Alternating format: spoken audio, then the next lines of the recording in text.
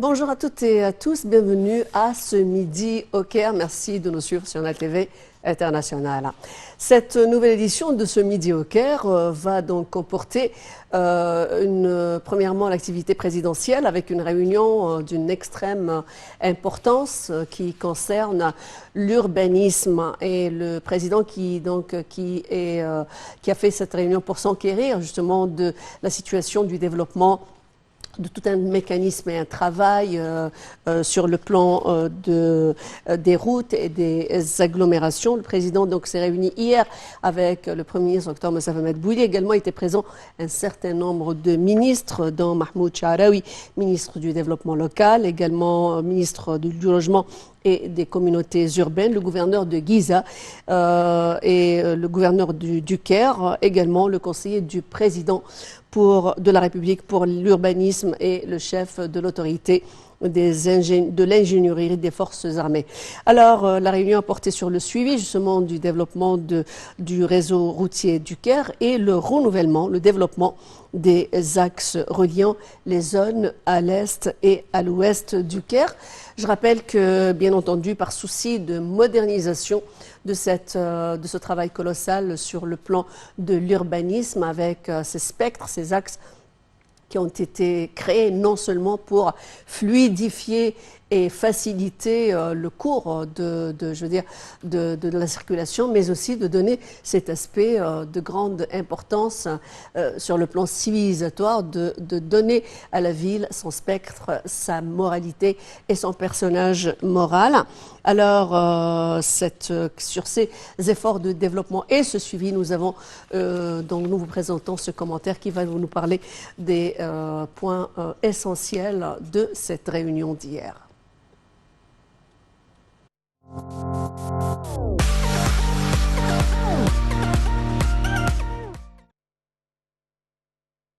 Le président Abdel Fattah el-Sisi s'est réuni hier avec le Premier ministre Dr Moustapha Madbouli, le ministre du Développement local Mahmoud Charaoui, le ministre du Logement, des Services publics et des communautés urbaines Dr Asim El-Gazzar, le gouverneur de Gizeh Ahmed Rachid et le gouverneur du Caire Khaled Abdelal, ainsi que le conseiller présidentiel de la République pour l'urbanisme, le major général Amir Saïd Ahmed et le chef de l'autorité de génie des forces armées, le chef d'état-major Ehab El-Far.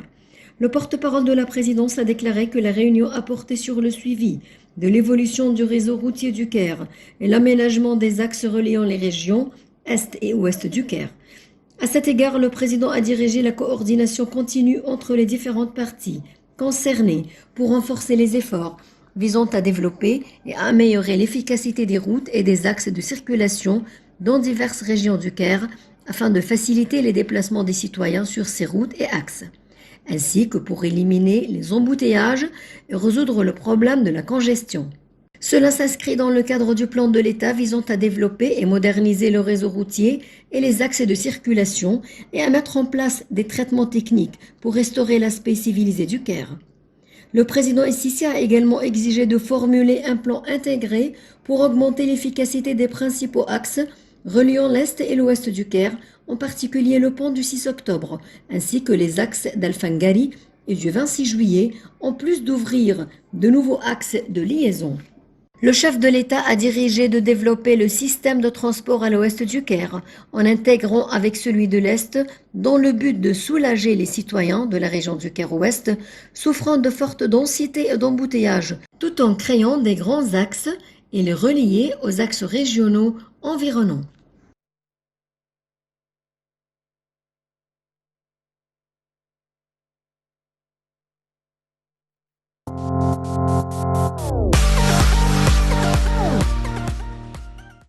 Une autre réunion d'importance qu'a tenue le président de la République, cette fois-ci avec toujours le Premier ministre Dr Moustapha Madbouli, avec le ministre du Développement local Mahmoud Charaoui et celui des Logements et des Communications.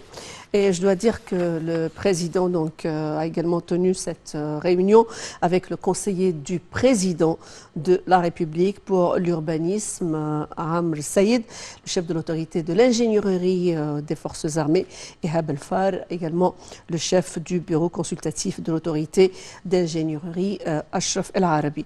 La réunion donc a porté sur le suivi de l'état d'avancement de la mise en œuvre d'un certain nombre de projets d'autoroutes d'ingénierie au niveau de la République, la position exécutive d'un certain nombre d'installations dans la nouvelle capitale administrative a été examinée, notamment en ce qui concerne la place du peuple, du mémorial et du parc du peuple, ainsi que le siège de la Chambre des représentants et du Sénat. La position exécutive des travaux de restauration et de construction d'Al-Bayt,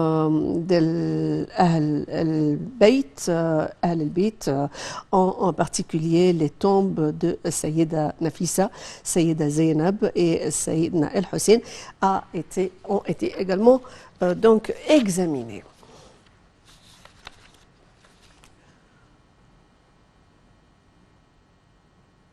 Pour parler donc de ce travail colossal qui concerne ces travaux renforcés de l'urbanisation, mais aussi qui serait profondément lié à l'instauration d'une image civique de la capitale égyptienne, le Caire, et bien sûr la restauration du personnage moral avec toute sa diversification, sa splendeur et ses diverses cultures. Nous avons le plaisir de recevoir à bord Monsieur Simon Sayer, qui est notre commentateur touristique. Bonjour, bienvenue sur Nile TV International. Allô, vous me recevez? Allô, bonjour, oui, je vous écoute. C'est très bien, je vous souhaite une bonne journée. Merci de vous joindre à nous sur la TV International. Aujourd'hui, nous sommes devant un travail colossal, pas simplement au niveau de l'urbanisme, mais aussi sur le plan de la restauration de l'image civique, civilisée, qui sauvegarde le patrimoine, mais aussi qui mixe entre la modernité et la sauvegarde de ce personnage moral. Parlez-nous un petit peu de cet aspect, de la valeur de tout ce travail qui a été donc entretenu jusqu'à maintenant au niveau du Grand Caire. Alors effectivement, c'est un travail pour remettre l'époque islamique en valeur, car l'Égypte avait connu reconnaissance globale dans l'architecture et les arts illustré par la construction d'un grand nombre de mosquées, de citadelles, de forteresses et de murailles. Et en même temps, il faut savoir que nous en avons un travail dans l'art décoratif qui est exceptionnel et qui se retrouve dans la zone d'El Fostat, qui a été la première capitale islamique d'Égypte. C'est une région dans laquelle on retrouve la mosquée Amr el-As, le Nilomètre, et pas mal d'autres anciens vestiges de l'époque islamique. Ne pas oublier qu'il y a plein de constructions qui ont eu lieu sous le règne des califes abbassides et il y avait une prospérité de l'architecture islamique et clairement on peut la voir dans par exemple la mosquée de Métoloul qui est un grand exemple des beaux travaux qui en possèdent des fontaines, minarets, piliers, avec un très bel ornement, et aussi bien, il faut savoir que la position des minarets spirales aujourd'hui restaurés et nous rappelle la reconnaissance de l'Égypte de l'art dans les autres pays qui sont autour de nous, et de là qu'on retrouve chez nous la progression à travers toutes les époques, incluant l'époque fatimide et aussi bien ayyubide. Et tout cela se restaure aujourd'hui pour qu'on puisse y faire des séjours touristiques dans le Caire islamique pour retrouver et étudier le progrès de l'architecture, les monuments les plus célèbres du monde. Oui, oui. En parlant justement de de réincarner l'esprit de la culture et de l'authentification, l'authenticité du Grand Caire. Vous avez parlé du Caire fatimide, vous avez parlé du Caire aussi ayyubite et du Caire abbasside. Je veux dire, tels sont les vestiges. Donc aujourd'hui, l'ingénierie et l'urbanisme se tournent vers justement cette découverte, encore une fois, la rénovation et mettre en évidence les statuts moraux multiples de ces identités culturelles, n'est-ce pas, M. Simon Saïr? Exactement. Ça, c'est ce qu'on appelle l'épanouissement de la ville musulmane. Tout cela, nous, on a reconnu à partir du Xe siècle pour les plus grands travaux. Même la conquête ottomane du XVIe siècle nous ramenait un grand effort pour remettre et faire une mise en valeur de l'architecture. Et aujourd'hui, tout cela est utilisé soit pour le côté culturel ou bien pour le côté religieux. On a donc recours à des spécialistes parce que là, quand on parle de tansiq hadari ou coordination au niveau de la civilisation, il s'agit donc d'avoir des professionnels, pas simplement dans le monde de l'urbanisme. Ça a été toujours un problème ici en Égypte dans les dernières décennies où il n'y avait pas vraiment de pouvoir coordonner, je veux dire, mettre en évidence l'esprit du lieu fatimide ou du lieu islamique qui ressort en contradiction avec ce qui l'entoure. Aujourd'hui, est-ce qu'on est parvenu à résoudre ce type de questions en ayant recours à des spécialistes qui travaillent main à main avec les ingénieurs? Bien sûr, aujourd'hui, on a deux grands éléments en Égypte qui coopèrent dans le sujet. On a le ministère lui-même du tourisme et de l'Antiquité qui en possède à travers ces universités des experts. Aussi bien que les compagnies privées, on en possède des grands experts qui les forment pour l'usage de la matière qui restaure notre antiquité. Et d'ici qu'on a un très beau résultat aujourd'hui qui concerne, en exemple, les maisons aristocratiques, comme par exemple Beit Ibrahim Katkhoda, aussi bien toutes les résidences qui se trouvent derrière la mosquée Al-Azhar. On a un grand exemple, Beit el-Qasi, Beit el-Souhaimi.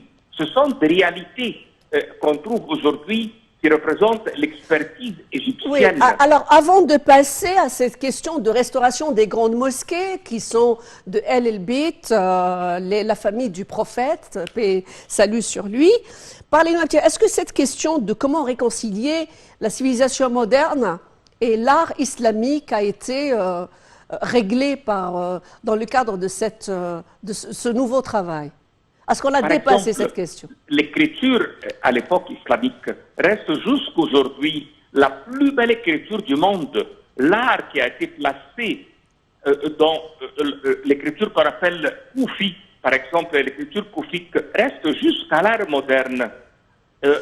L'ultime beauté aujourd'hui utilisée par exemple en France pour décorer, comme par exemple... Oui, bien sûr. Tout ça, la splendeur de l'écriture, tout ça, c'est vraiment magnifique.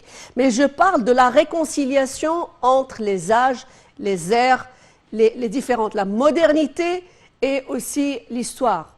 C'est ça qui a été... Donc, c'est une question, peut-être sur le plan théorique, qui se pose encore.